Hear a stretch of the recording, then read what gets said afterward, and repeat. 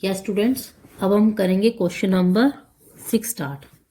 ठीक है, question number 6 की स्टेटमेंट हम लोग पढ़ते हैं। पहले हमें दी हुई है A B C D is a cyclic quadrilateral whose diagonal intersect at point E if angle DBC 70 degree, angle BAC is 30 degree, find BCD and further if AB equal to में BC and then find angle EC और D।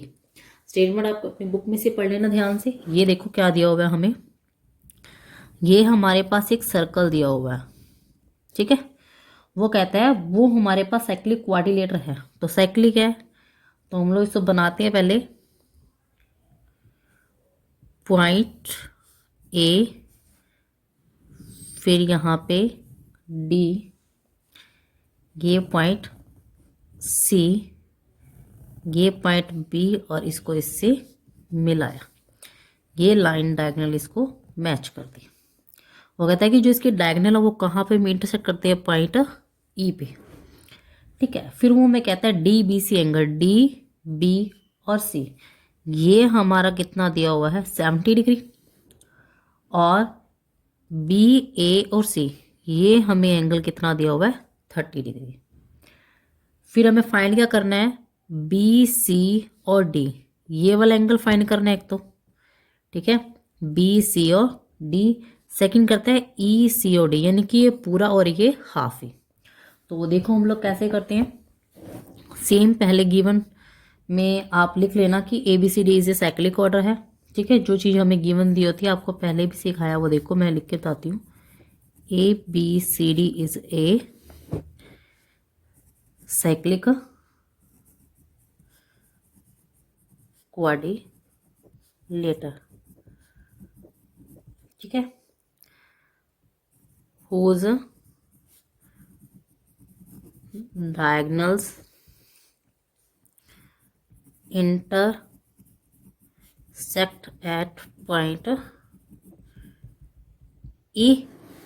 ठीक है, तो angle D B C equal to में 70 degree और B A C equal to में 30 degree. To prove angle B C D find करना है और एक ई सी और डी फाइंड करना है। प्रूफ देखो आप लोग,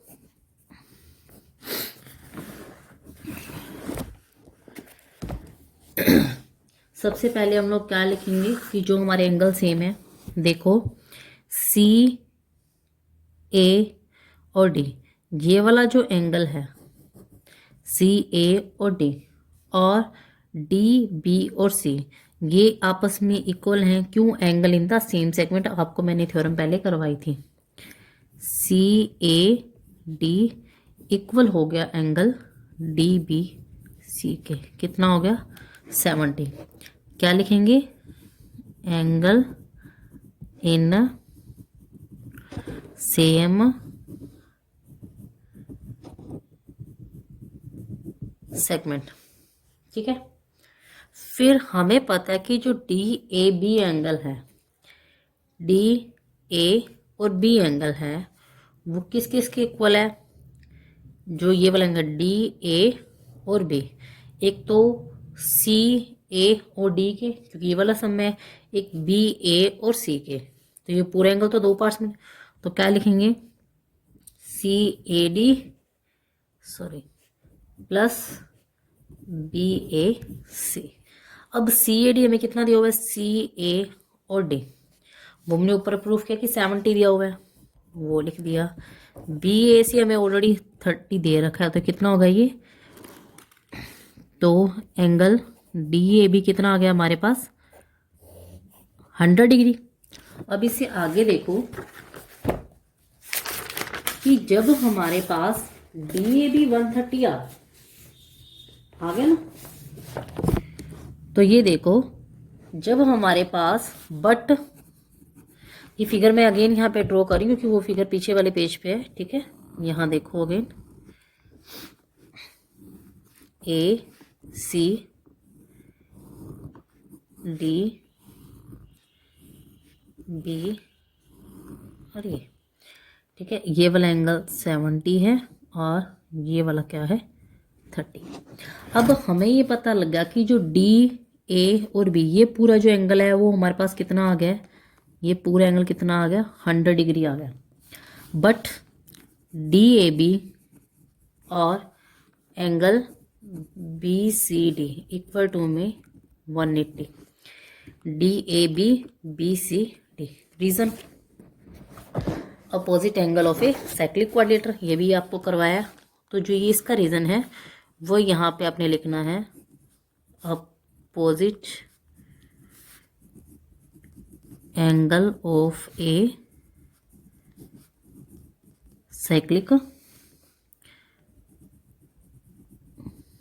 क्वाड्रिलेटरल, ठीक है।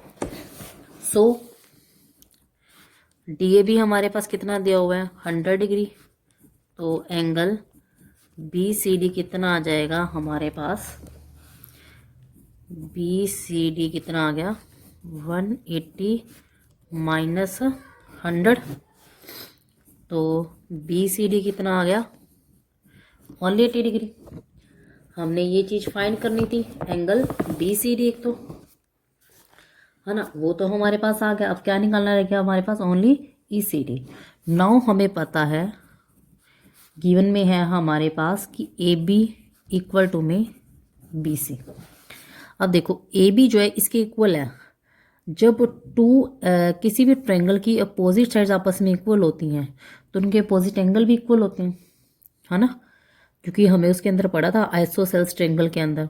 तो हमारे पास अगर ये वाला एंगल 30 है तो ये वाला एंगल भी कितना आएगा हमारे पास 30 ही आएगा। तो हम क्या लिखेंगे, नाउ बी सी ए जो है वो किसके इक्वल हो गया, बी ए सी के इक्वल टू में 30 डिग्री। क्या लिखेंगे, opposite angle of isosceles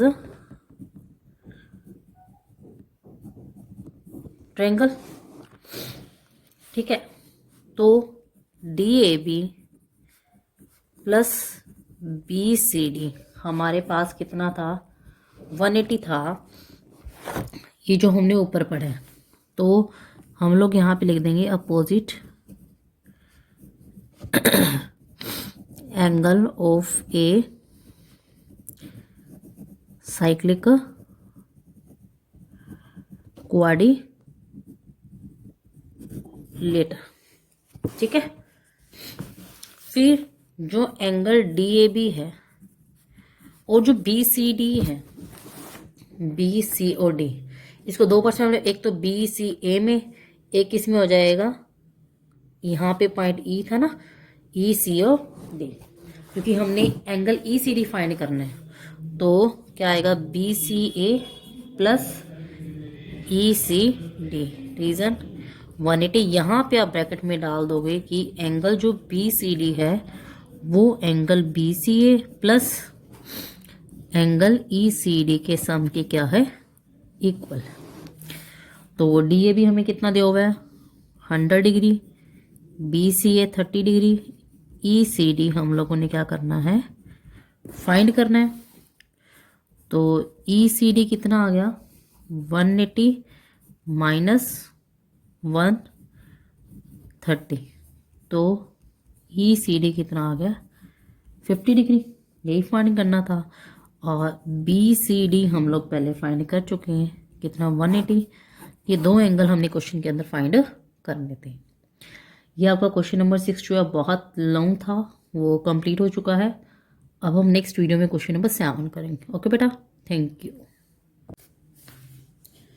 yes students, अब हम करेंगे क्वेश्चन नंबर 7 स्टार्ट, ठीक है।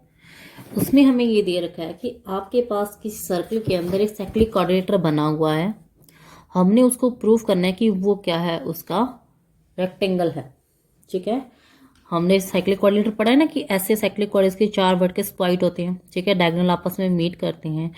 तो जो साइक्लिक क्वाड्रिलेटरल ये क्या है, एक रेक्टेंगल है, ये हमने प्रूव करना है। तो गिवन में हम लोग क्या लिखेंगे, सबसे पहले हमें गिवन तो ये दिया हुआ है given ABCD is a cyclic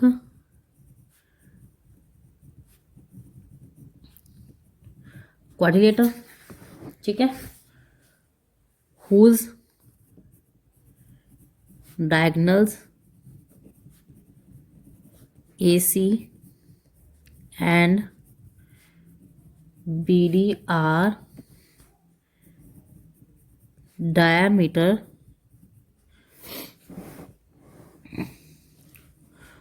of circle passing through A, B and C और D, ठीक है। टू प्रूफ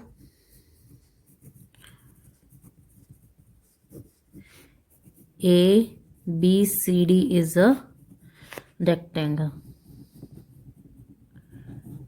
ठीक है।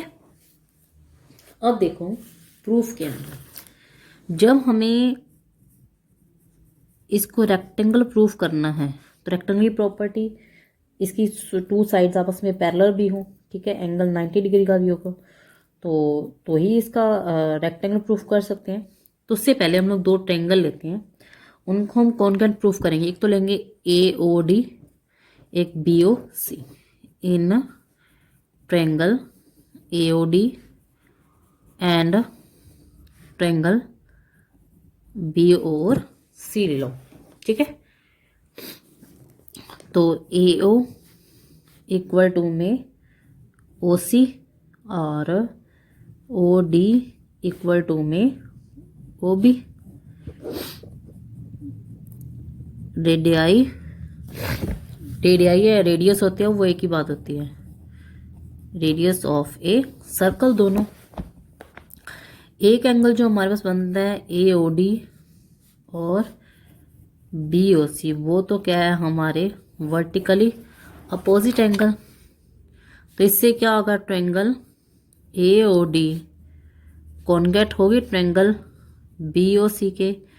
तो इसमें जो रूल है वो कौन सा लगेगा, SA और S, साइड एंगल और साइड। एक एंगल जो बच गया OAD और एक बन जाएगा OC और B। इसको हम जब हमारे पास CPCT से प्रूफ कर देते हैं, जब हम कॉन्गेट प्रूफ करते हैं कोई भी थ्री साइड तो रूल के अकॉर्डिंग इक्वल हो जाती हैं, एक को हम CPCT से करके प्रूफ कर देते हैं। फिर हम कहते हैं कि अगर हमारे पास बट दीज अल्टरनेट, जो अल्टरनेट इंटीरियर एंगल है, अल्टरनेट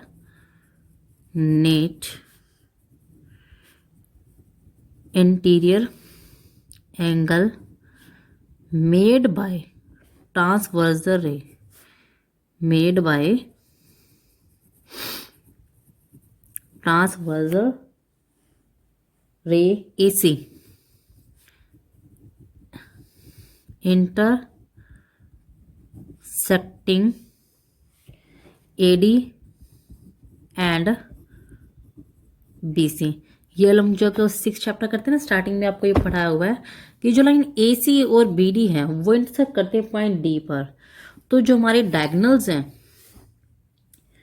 ठीक है, जो हमारे ट्रांसवर्स रे AC जो है हमारी, वहाँ पे AD भी इंटरसेक्ट करती है और BC भी करती है। तो जो AD है सो AD पैरेलल होगी BC के। सिमिलरली अगर AD जो है अगर AD BC के पैरेलल है तो AB जो है वो भी CD के पैरेलल होगी। तो हेंस अगर अपोजिट साइड्स इक्वल होती हैं तो हम क्या कहते हैं कि ABCD is a parallelogram, PARA parallelogram,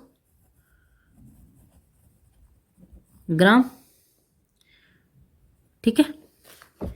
अगर पैरेललोग्राम है तो उसके अपोजिट एंगल भी इक्वल होंगे, ठीक है। तो अपोजिट एंगल कौन से बनेंगे, एक तो ABC और एक क्या बनेगा AD और C। एक तो बनेगा यहाँ पे देखो AB और C, एक ए और डी और सी, यानी कि ये वाला एंगल और ये वाला एंगल।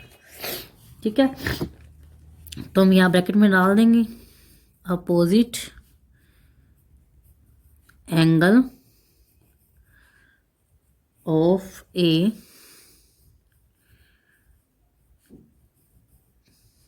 Parallelogram are equal. तो अगर पैरेललोग्राम और इक्वल हैं तो इन दोनों का सम अगर हम कह दें कि 180 है, ए बी सी और angle A D C equal to में 180। Reason, sum of opposite angle of a cyclic order, sum of opposite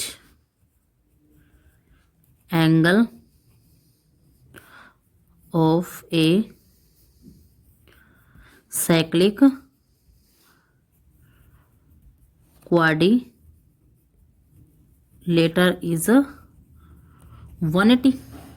अगर इनका सम 180 है और हम ऊपर इक्वेशन 1, ठीक है, हम अगले पेज पे लिखेंगे using equation first.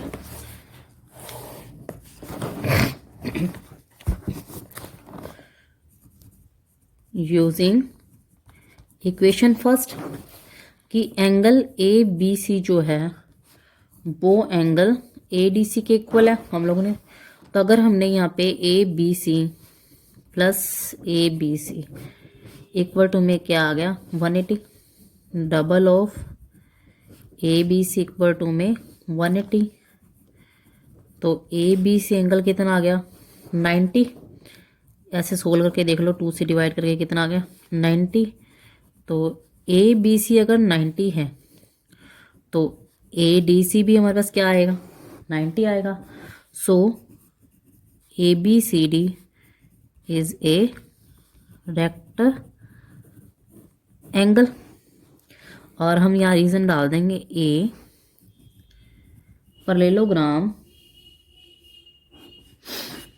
A parallelogram one of whose angle is 90। ठीक है, तो इज ए एंगल 90 इज ए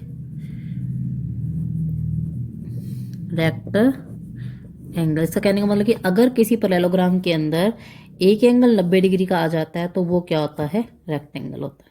ठीक है, अब हमारा क्वेश्चन नंबर जो है 7 भी कंप्लीट हो चुका है।